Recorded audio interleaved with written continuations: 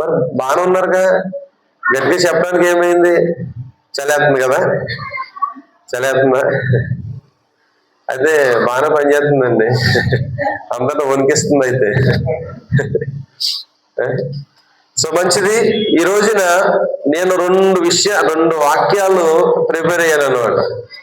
ఏం చెప్పాలి ప్రభు అని అడిగితే, మొట్టమొదటిది ఏంటంటే సంఘం యొక్క ప్రాముఖ్యత గురించి చెప్పాలనుకున్నాను. సో ఇది ఈ యొక్క రోజులు మనం ఆలోచన చేస్తుంటే చాలా భయంకరమైన రోజుల్లో మనం ఉన్నాం. సంఘము ఎత్తబడే రోజులని చెప్తాను నేనైతే, కదండి. సంఘం ఎత్తబడే రోజులంటే దేవుని రాకడ సమీపముగా ఉండే రోజుల్లో మనం ఉన్నాం. ఎందుకంటే మన చుట్టూ జరుగుతున్నటువంటి పరిస్థితులు మనం చూస్తూ ఉంటుంటే పరిశుద్ధ గ్రంథములో రాయబడినటువంటి మాటలే జరుగుతూ ఉన్నాయి, పరిశుద్ధ గ్రంథములో చెప్పబడిన మాటలే జరుగుతూ ఉన్నాయి. కాబట్టి దేవుని బిడలముగా, దేవుని చేత ఏర్పాటు చేయబడిన వారంగా, దేవుని చేత ఎన్నుకోబడిన వారంగా, దేవుడు మనల్ని ప్రేమించి ఆయన కృపను మన ఎడలో చూపించి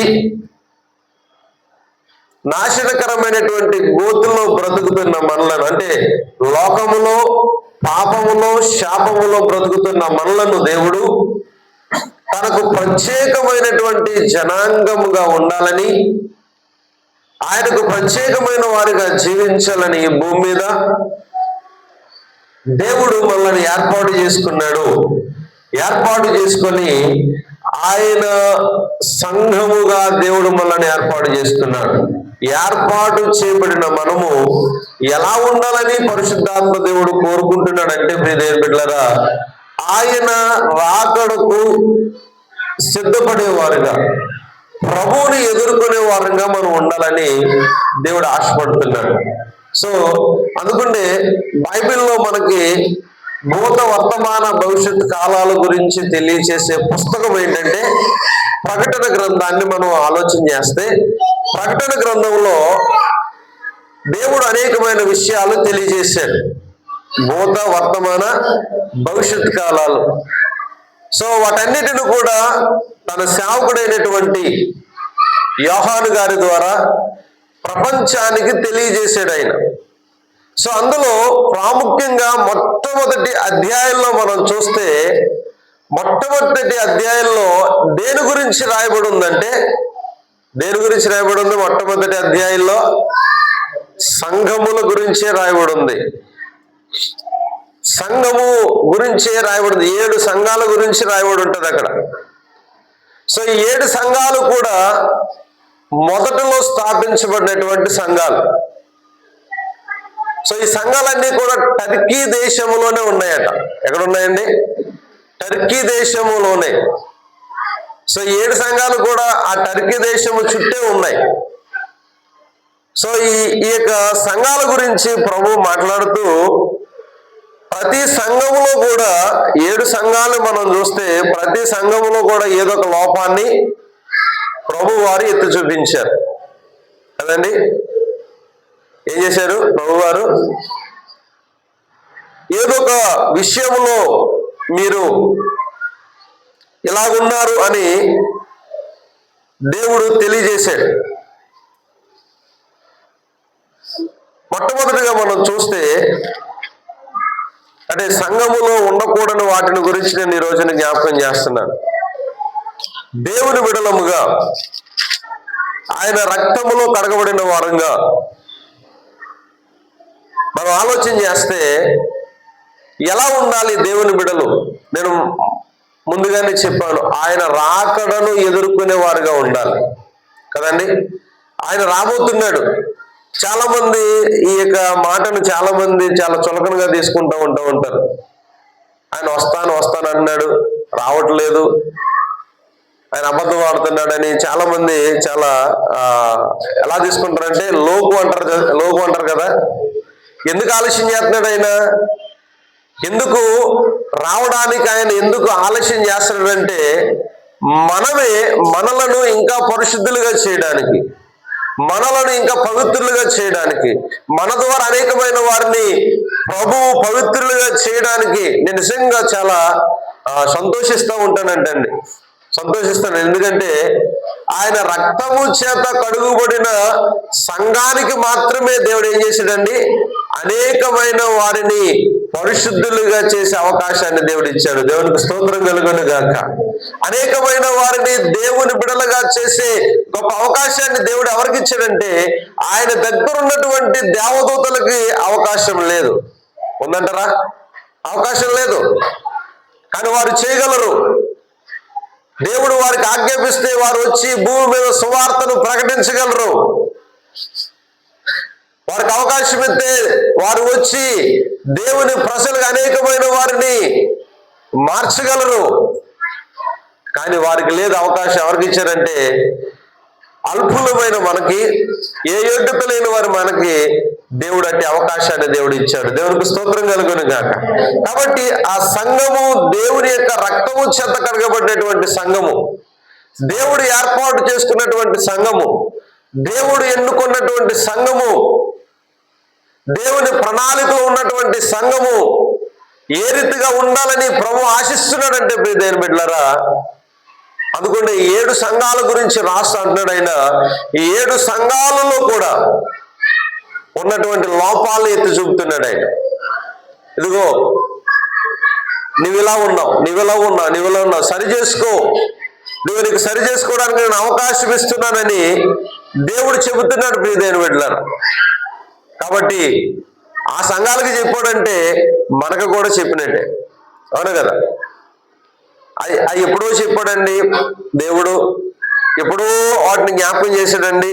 ఇదిగో బైబిల్ రాసి 2 సంవత్సరాలు అవుతుందండి అని చాలా మంది చెబుతూ ఉంటారు. అక్కడ రాశారు అంటే ఇది మనకు చాలా అవసరమైన పరిశుద్ధాత్మ దేవుడు రాశాడు. దేవునికి స్తోత్రం కలుగును గాక. మొట్టమొదటిగా మనం ఆలోచన చేస్తే ఎఫెసీ సంఘమును గురించి మనం ఆలోచన చేద్దాం. ఎఫెసీ సంఘం, మొట్టమొదటి సంఘము ప్రకటన గ్రంథంలో రాయబడినటువంటి సంఘము ఏ సంఘం అంటే ఎఫెసీ సంఘము. ఈ ఎఫెసీ సంఘాన్ని మనం ఆలోచన చేస్తే ఇది ఎవరు కట్టారు? ఎఫెసీ సంఘాన్ని ఏమండి? ఎఫెసీ సంఘాన్ని ఎవరు కట్టారు? ఎవరో ఒకరు కట్టారు లేండి, మనకెందుకు అనుకుంటారేమో. ఎవరు స్థాపించారు ఎఫెసీ సంఘాన్ని? అపోస్తలుడైనటువంటి పౌలు గారు ఎఫెసీ సంఘాన్ని స్థాపించాడు. సో దాదాపుగా క్రీస్తు శకం 52-54 మధ్య కాలంలో ఈ సంఘాన్ని స్థాపించాడు. ఈ సంఘము చాలా గొప్ప సంఘం అంటండి. ఈ సంఘం ఎంత గొప్ప సంఘం అంటే చాలా ప్రేమ కలిగినటువంటి సంఘం ఈ సంఘం. సో ఈయన దాదాపుగా క్రీస్తు శకం 52-54 మధ్యకాలంలో ఈ సంఘాన్ని స్థాపించారు. అలాగే అపోస్తలుడైన పౌలు గారు తన యొక్క 2వ లేదా 3వ మిషనరీ ప్రయాణంలో ఈ యొక్క సంఘాన్ని స్థాపించాడు. ఇక్కడ ఇతడు 2 సంవత్సరాలకు పైగా బోధించాడటండి. బోధించి ఈ సంఘాన్ని చాలా పటిష్టంగా కట్టాడు ఈయన. అయితే ఈ సంఘాన్ని గురించి ఆలోచన చేస్తే ఈ సంఘము చాలా గొప్ప సంఘం చెప్పుకోవాలండి. ఎలా ఉందంటే చూడండి, ఒకసారి చెప్తున్నాను చూడండి. ప్రకటన గ్రంథం 2వ అధ్యాయం తీద్దాం. 2వ అధ్యాయము 1వ వచనం నుండి చదువుదాం. ఎఫెసులో ఉన్న సంఘపు దూతకు ఇలాగూ రాయము: 7 నక్షత్రములు తన కుడి చేత పట్టుకొని 7 దీపస్తంభముల మధ్య సంచరించి వాడు చెప్పు సంగతులు ఏమనగా, నీ క్రియలను, నీ కష్టమును, నీ సహనమును నేను ఎరుగుదును. చూడండి ఎంత గొప్ప సంఘము చూడండి దేవుని బిడ్డలారా. క్రియలు బాగున్నాయి, చాలా కష్టపడే సంఘం ఈ సంఘం. ఎలాంటి సంఘం అంటే కష్టపడే సంఘం. తర్వాత చాలా సహనము కలిగినటువంటి సంఘం, చాలా సహనం, చాలా ఓర్పు కలిగినటువంటి సంఘం. మనం ఆలోచన చేస్తే ప్రియదేవుని బిడ్డలారా, అటువంటి సంఘాలు మనకు కనబడవు చాలా చోట్ల. కానీ కొన్ని సంఘాలు కనబడుతూ ఉంటాయి. ప్రభు కొరకు ఏదైనా చేయాలి, ప్రభు కొరకు ఏదైనా భరించాలి, ప్రభు కొరకు ఎలాగైనా జీవించాలి ఈ లోకంలోని నిర్ణయాలు తీసుకున్న సంఘాలు మనకు కనబడుతూ ఉంటాయి. అటువంటి నిర్ణయాలు తీసుకున్నటువంటి సంఘం ఈ సంఘం. దేవుని యొక్క వాక్యము చేత పట్టబడి, దేవుని యొక్క వాక్యాన్ని విని, దేవుని యొక్క వాక్యము చేత వారు ఆదరించబడి, దేవుని యొక్క వాక్యము చేత పౌలు గారు ప్రకటించినటువంటి మాటల చేత వారు ఆదరించబడి, వారు పట్టబడి దేవుని కొరకు జీవించాలి, దేవుని కొరకు బ్రతకాలి, ఎలా అయినా కానీ దేవుని కొరకు జీవించాలని ఉన్నటువంటి సంఘం. ఒకటి ఏంటంటే క్రియలు కలిగిన సంఘం, కష్టము కలిగిన సంఘం, తర్వాత సహనము కలిగిన సంఘం. మూడవదిగా మనం చూస్తే ప్రియమైన బిడ్డలారా, 2వ వచనంలో ఉంటది, నీవు దుష్టులను సహింపలేవనియు. అంటే దుష్టత్వమును కూడా అసహించుకున్నటువంటి సంఘం. ఎన్ని మంచి క్వాలిటీస్ ఉన్నాయి చూడండి ఒకసారి. చాలా మంచి క్వాలిటీస్ ఉన్నాయి కదండి. ప్రభువే చెప్తున్నాడు, ఇదిగో నీవు ఇలా ఉన్నావు. ఎఫెసీలో ఉన్నటువంటి సంఘము అపోస్తలుడైనటువంటి పౌలు స్థాపించినప్పటికీ కూడా ఆ సంఘము గురించి ప్రభువు పరిశుద్ధాత్మ దేవుడు తన సేవకుడైనటువంటి యోహాను గారి ద్వారా మాట్లాడుతున్నటువంటి మాటలు ఈ మాటలు. ఇదిగో నీవు ఈ రీతిగా ఉన్నావు, ఈ రీతిగా బ్రతకావు, ఈ రీతిగా జీవించావు, నీ కష్టాన్ని నేను ఎరుగుదును. తర్వాత అన్నాడైనా, నీవు దుష్టులను సహింపక, నీలో ఏ దుష్టత్వం ఉన్నా కానీ ఆ దుష్టులను నువ్వు సహింపలేదు, వారిని నువ్వు చేర్చుకోలేదు. దుష్టత్వమును నీలో నుండి నీవు ఏం చేశావు? తొలగించుకున్నావు అని చెబుతా అన్నాడు. అపోస్తులు కాకయే తాము అపోస్తులను మనం చెప్పుకొని వారిని పరీక్షించి వారు అబద్ధికులను నీవు కనుగొంటివి. నీవు సహనము కలిగి నా నిమిత్తము, నా నామము నిమిత్తము భారం భరించి అలయలేదని నేను ఎరుగుదును. అంటే సంఘము గురించి చాలా గొప్ప లక్షణాలు చెప్తున్నాడు ఆయన.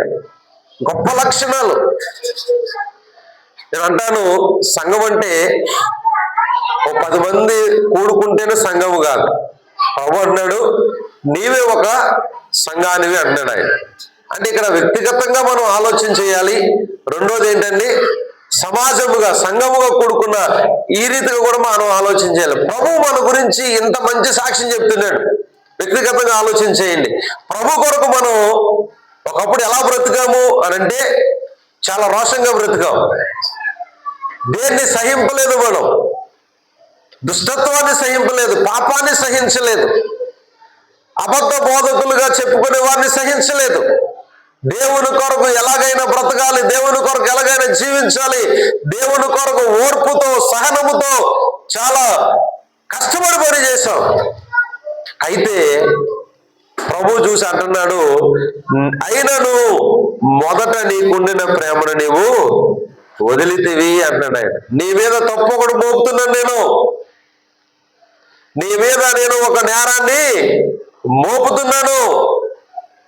ఏంటంటే నేరం ఏంటంటే, నీవు మొదట కలిగి ఉన్నటువంటి ప్రేమను ఏం చేసేవాడు అంటే వదిలిపెట్టేసావు అంటున్నాడు. అంటే మొదట కలిగిన ప్రేమ ఎలాంటి ప్రేమ? ఎఫెసు సంఘానికి మొదట కలిగినటువంటి ప్రేమ ఎలాంటి ప్రేమ? దేవుని గురించి ఎంత ప్రేమ కలిగిందో మొదటి వచనాల్లో మనం చూసాం కదండి. సహనం కలిగింది దేవుని కొరకు. అంటే దేవుని ఆ రీతిగా ప్రేమించింది. దేవుని ఆ రీతిగా ప్రేమించి దేవుని కొరకు ఏది చేయడానికైనా ఆ సంఘం వెనుకాల. కానీ రాను రాను ఏమైపోయిందంటే ఆ సంఘము ఆ ప్రేమను మర్చి, అంటే దేవుణ్ణి ప్రేమించే విషయంలో ఏమైపోయిందంటండి, చెప్పాలి, నా మాటలు అర్థమవుతున్నాయా? దేవుణ్ణి ప్రేమించే విషయంలో ఏమైపోయింది? తగ్గిపోయింది. సో దానికి ఉదాహరణగా చెప్తాను, నేను జ్ఞాపకం చేస్తాను. ఒకవేళ అంటే చిన్న వాటిలో జ్ఞాపకం చేస్తాను. ఒకవేళ పాస్టర్ గారు 5 గంటలకి ప్రార్థన పెట్టాలి అని చెప్పాడు అనుకోండి, మొదట్లో ఎలా ఉండేది ఎఫెసీ సంఘం?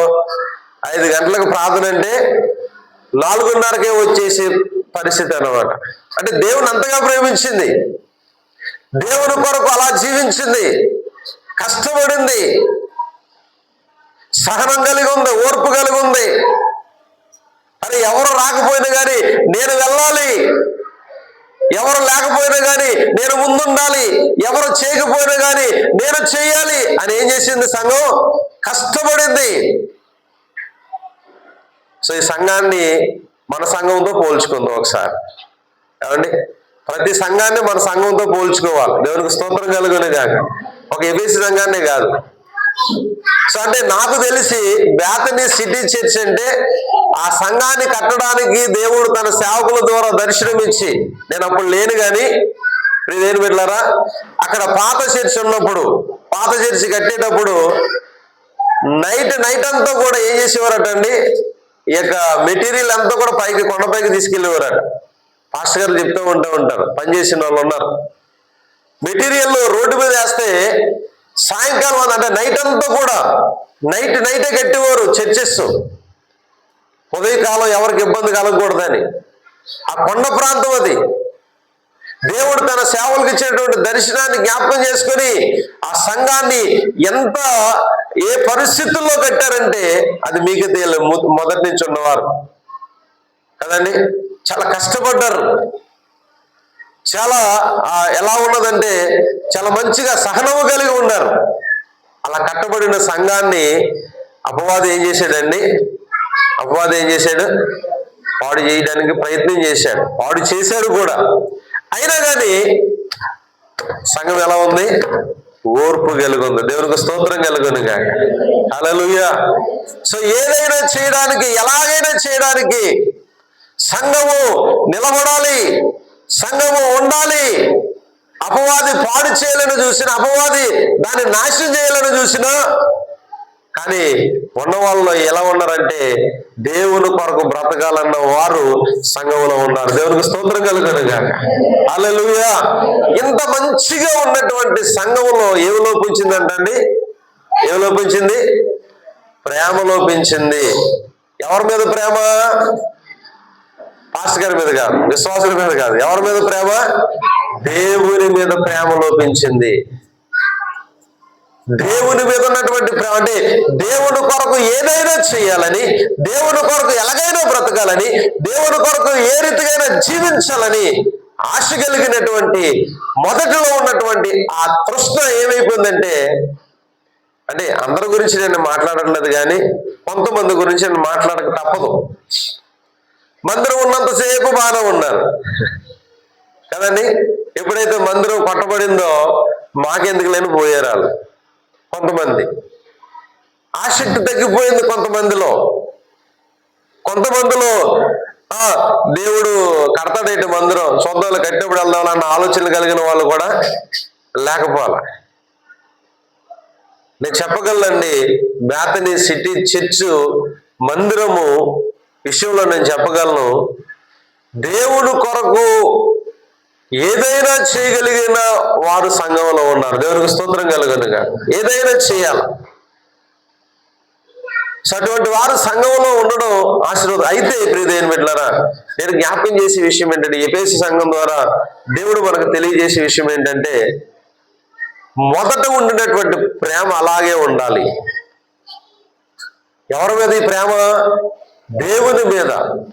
దేవుని కొరకు మనం ఏదైనా చేయాలి. ఈరోజు కూడా ఇమాన్యుయల్ అంకుల్ గారు అంటూ ఉంటారు, పాస్టర్ గారు మార్నింగ్ ప్రేయర్ పెట్టాలండి అని. ఆ వయసులో ఇంటికాడ చేసుకుంటారు అనే వాళ్ళు ఉంటారు చాలా మంది కదండి.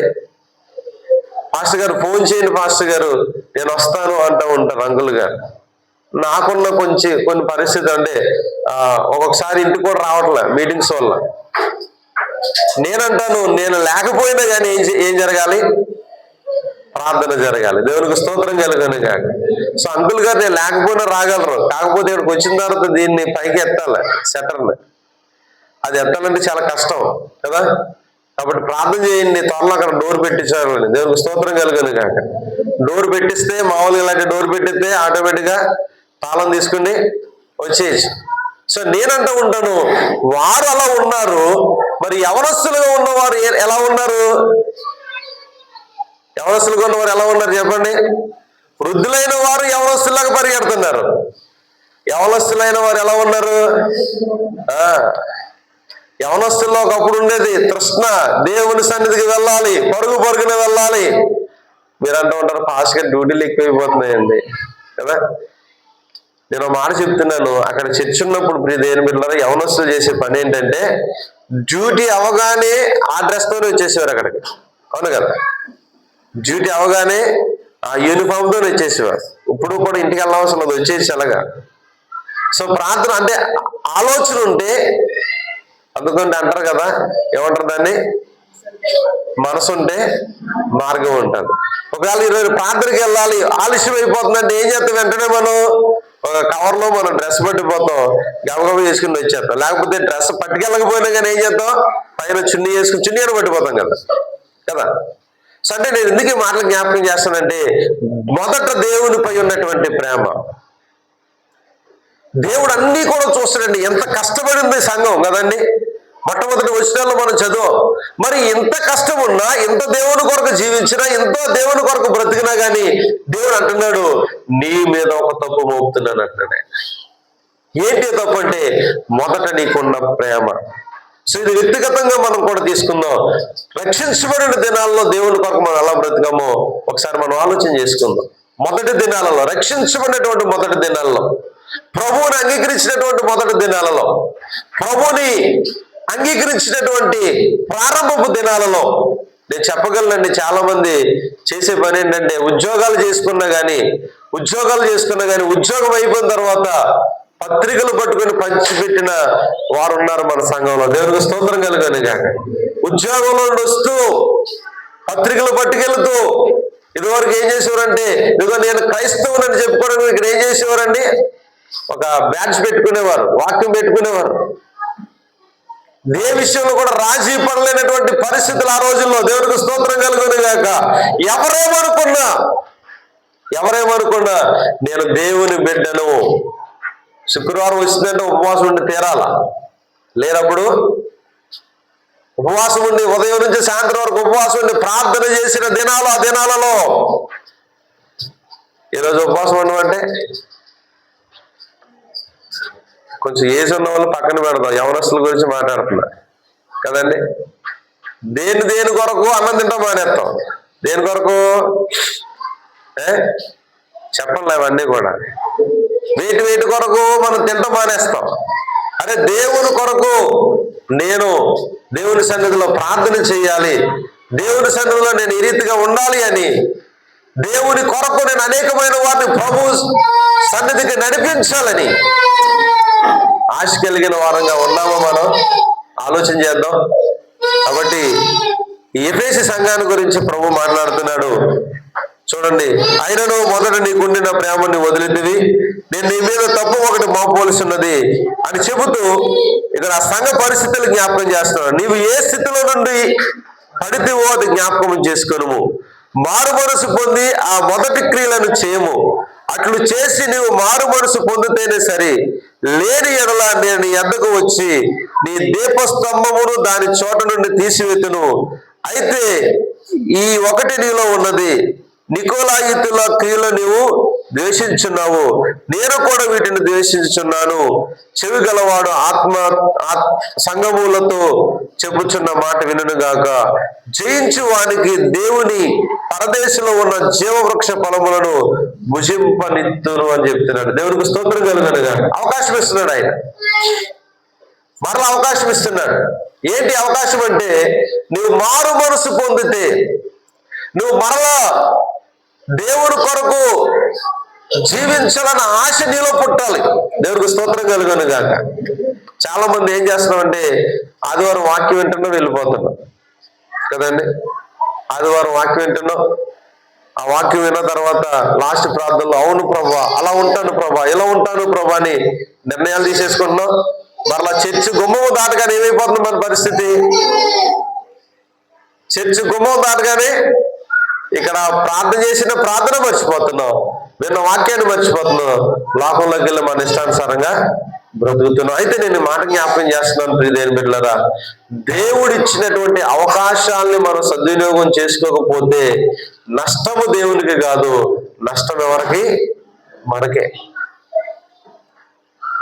ఒక మాట చెప్తూ ఉంటాను ప్రియదేవుని బిడ్డలారా, మనం చేసే ఈ భక్తి దేని కొరకు చేస్తున్నాం? శ్రీనివాస్ గారు రత్నబాబు గారు ప్రైజ్లేడండి. ప్రైజ్లేడు చెప్పు, ప్రైజ్లేడండి. ఈ భక్తి మనం దేని కొరకు చేస్తున్నాం? ఈ యొక్క మనము ప్రార్థనలు దేని కొరకు పెట్టుకుంటున్నాం? ఇంటికంటే చేసుకోలేమో ప్రార్థనలు. ఈ భక్తి మనం దేని కొరకు చేస్తున్నాం? ఈ రోజున నైట్ డ్యూటీలు చేసి వచ్చిన బిడ్డలు ఉన్నారు ఇక్కడ, దూర ప్రాంతం నుండి వచ్చిన బిడ్డలు ఉన్నారు ఇక్కడ, పనులన్నీ మానేసుకుని వచ్చిన వారు ఉన్నారు ఇక్కడ. ఎందుకు చేస్తున్నాం భక్తి మనం? ఆదివారం ప్రార్థన రాకపోతే దేవుడు ఏమని అనుకుంటాడైనా? ఆదివారం ప్రార్థన రాకపోతే పాస్టర్ గారు ఏమని అనుకుంటారైనా? దేనికి వస్తున్నాం మన భక్తి? దేని కొరకంటే ఆయనతో కూడా ఉండడానికి. దేవునికి స్తోత్రం కలుగును గాక. ఆయనతో కూడా ఉండడానికి, ఆయన వచ్చేటప్పుడు ఆయన పరిశుద్ధులతో పాటు మనము కూడా కొనుక్కోబడ్డానికి. బైబిల్లో చెప్పబడిన మాటలు ప్రతీదీ జరుగుతుందండి. మీరు గమనించినట్లయితే, మీరు ఆలోచన చేసినట్లయితే ప్రతీది కూడా పరిశుద్ధ గ్రంథములో చెప్పబడిన ప్రతి మాటలు కూడా జరుగుతున్నాయి. ఇంకొక గొప్ప విషయాన్ని నేను మీకు జ్ఞాపకం చేస్తాను. రోమన్ క్యాథలిక్ వారు ఉన్నారు కదా, మీరు విన్నారు, ఈ వార్త విన్నారో లేదో నాకు తెలియదు కానీ, రోమన్ క్యాథలిక్ వారు ఎవరిని ఎక్కువగా పూజిస్తారంటే మరియమ్మ గారిని పూజిస్తూ ఉంటారు. సో కొన్ని దశాబ్దాలుగా వస్తున్నటువంటి ఆచారం అది. యేసు ప్రభుని పూజిస్తారు, యేసు ప్రభుతో పాటు మరియమ్మ గారిని కూడా పూజిస్తారు. సో మొన్నటి వరకు ఉన్నటువంటి పోపు చనిపోయారు. కొత్తగా వచ్చిన పోపు గారు ఒక మాట తెలియజేశారు. ఏంటంటే యేసు ప్రభునే పూజించాలి. దేవునికి స్తోత్రం కలుగును గాక. మరియమ్మ గారిని పూజించొద్దు. ఆమె యేసు ప్రభుని ఈ భూమి మీదకి తీసుకురావడానికి ఒక సాధనముగా వాడబడిందని స్టేట్మెంట్ ఇచ్చారు ఆయన. దేవునికి స్తోత్రం కలుగును గాక. అంటే నేను చెప్తున్నాను, బైబిల్లో రాయబడి ఉంది, మొదటి వారు కడపటి వారు అవుతారు, కడపటి వారు మొదటి వారు అవుతారు. సేవకుడిగా నేను చేస్తూ ఉంటాను. చాలా చర్చెస్ లో, మెయిన్ లైన్ చర్చెస్ లో చప్పట్లు కొట్టరండి, హల్లెలూయా చెప్పరండి. కానీ ప్రస్తుతం ఉన్నటువంటి పరిస్థితుల్లో ప్రతి ఒక్కరూ కూడా చేస్తున్నారు. దేవునికి స్తోత్రం కలుగును గాక. అంటే బైబిల్లో చెప్పబడిన మాటలు ప్రతిదీ జరుగుతుంది.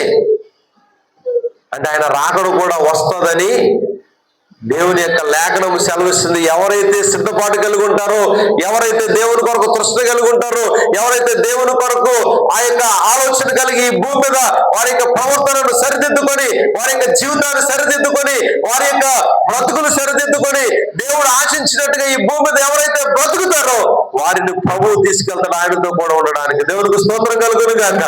కలిగి చెప్పి హల్లెలూయా. ఆ లిస్టులో మనం ఉండాలా? ఆయన కొనుక్కోబడే లిస్టులో నీవు ఉండాలి, నేను ఉండాలా? ఉండాలంటే ఏం చేయాలా?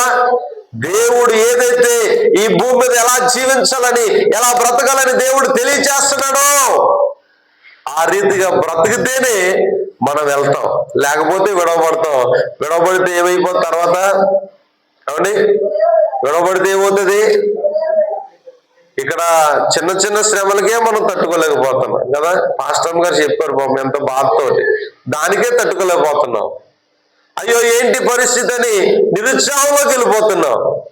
అక్కడ ఆ యొక్క శ్రమల కాలంలో మనం చచ్చిపోవడానికి ప్రయత్నం చేసిన సాగు రాదట. చచ్చిపోవడానికి సముద్రం దగ్గరికి వెళ్తే సముద్రం వెనక్కి వెళ్ళిపోద్దట. అవునండి, పైనుంచి దూకేస్తే కిందకి ఏమవుదు, కాలు దగ్గర ఏమరగం. కాబట్టి శ్రమలు కలుగుతాయి. శ్రమల కాలంలో భయంకరమైన మహాశ్రమలను రాయబడింది బైబిల్లో. ఏ శ్రమలను రాయబడి ఉందండి? మహాశ్రమల కాలం రాబోతుంది. ఆ శ్రమల నుండి తప్పించబడాలి అంటే ఆయన వచ్చేటప్పుడు ఆయనతో పాటు కూడా ఎత్తబడే గుంపులో మనం ఉండాలి. దేవునికి స్తోత్రం కలుగును గాక. ఈ రోజున నువ్వు ఆలోచించే ప్రియ దేవుని సంగమా, దేవుని కుమారుడు కుమార్తె, నేను నా ప్రభువుతో ఎత్తబడే జీవితం నాలో ఉందని ఒకసారి ఆలోచించే. ప్రభు అంటున్నాడు, నీ మీద తప్పు ఒకటి మోపుతున్నాడు. ఏంటి ఆ తప్పు అంటే నీలో ప్రేమ తక్కువైపోయింది. ఏ ప్రేమ అంటే నన్ను మొదట్లో నువ్వు ఈ రీతిగా ప్రేమించావు, నన్ను నా కొరకు మొదట్లో ఈ రీతిగా బ్రతుకావు, నా కొరకు ఈ శ్రమలు అనుభవించావు, ఈ కష్టాలు అనుభవించావు, ఈ పరిస్థితులు కూడా వెళ్ళావు. చివరిలో చెప్తున్నాడు కదా, నికోలాయితులను నువ్వు అసహించుకున్నావు, నేను కూడా అసహించుకున్నాను. అయితే నీవు మారు మనసు పొందితే నేను జీవవృక్ష ఫలాలు భుజించే అవకాశాన్ని నీకు ఇస్తానన్నాడు ఆయన. దేవునికి స్తోత్రం కలుగును గాక. హల్లెలూయా. మారు మనసు పొందకపోతే ఏముంది అక్కడ రాయబడి చదవడం మాట, మాట చదివి ముగించేస్తాను. ప్రకటన గ్రంథం చివరి వచనంలో, ప్రకటన గ్రంథం 2వ అధ్యాయము చివరి వచనంలో ఒక మాట ఉంటుంది చూడండి.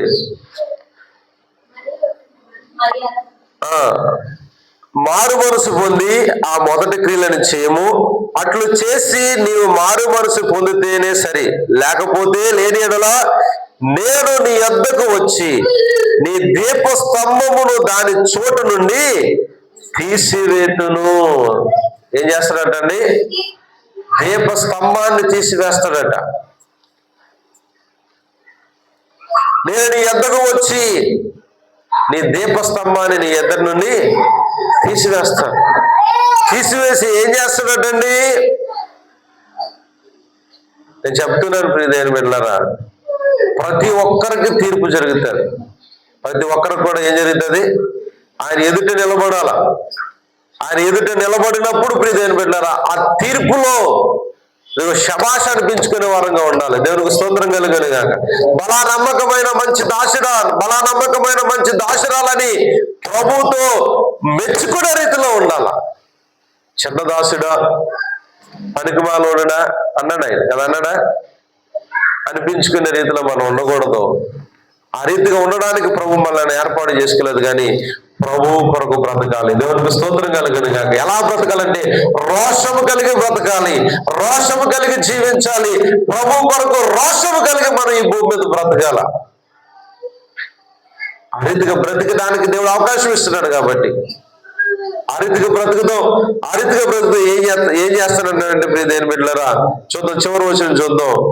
చెవి గలవాడు ఆత్మ సంగములతో చెప్పుచున్న మాట వినుగాక, జయించు వానికి అనగా జయించిన వారికి దేవుని పరదేశంలో ఉన్నటువంటి జీవవృక్ష ఫలములు భుజింపనిత్తును. దేవునికి స్తోత్రం కలుగును గాక. హల్లెలూయా. జయించిన వారికి ఏం చేస్తాడంటండి? ఆయన పరలోకంలో ఉన్నటువంటి జీవవృక్ష ఫలములు భుజించే అవకాశాన్ని దేవుడిస్తాడు. దేవునికి స్తోత్రం. అది నువ్వు పొందుకోవాలి అంటే, అది నీ జీవితంలో నువ్వు కలిగి ఉండాలి అంటే ప్రియమైన బిడ్డలారా, నీవు ఈ భూమి మీద దేవుని కొరకు బ్రతికి తీరా. ఏ పరిస్థితులు ఎదురైనా, ఏ శ్రమలు ఎదురైనా, ఏ కష్టం ఎదురైనా, ఏ రీతిగా నీ జీవితంలో అపవాది దేవుని యొక్క చిత్తములో నిన్ను తప్పించాలని చూసినా, నువ్వు దేవుని కొరకు బ్రతకగలిగితే కొన్ని విడిచిపెట్టాలండి. విడిచిపెట్టకపోతే ఏమండి? విడిచిపెట్టకపోతే పాత నీరు పోవాలా, కొత్త నీరు రావాలంటే మనలో ఉన్నవి కొన్ని పాతవి మనం ఏం చేయమండి? విడిచిపెట్టాం. విడిచిపెట్టకపోతే ఏమవుతుంది? నష్టపోతాం. జాగ్రత్త. నష్టపోయే రీతిలో ఉండద్దు. దేవుని కొరకు ఏదైనా చేయగలిగిన వారంగా ఉండాలి.